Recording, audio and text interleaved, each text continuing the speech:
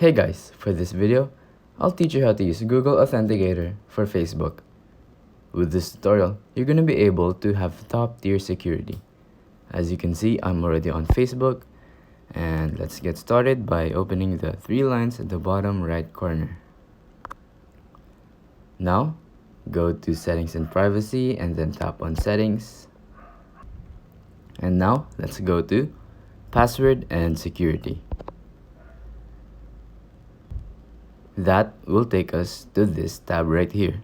Scroll down, and as you can see, it says two-factor authentication. You're going to want to tap on Use two-factor authentication. So, tap on Authentication app. As you can see, recommended. Use an app like Google Authenticator or Duo Mobile to generate verification codes for more protection. So just tap on Continue, but I'm not going to do it because if I do, you're going to be able to see my authenticator code and you're going to have hold of my account. So I'm just going to walk you through the tutorial from here.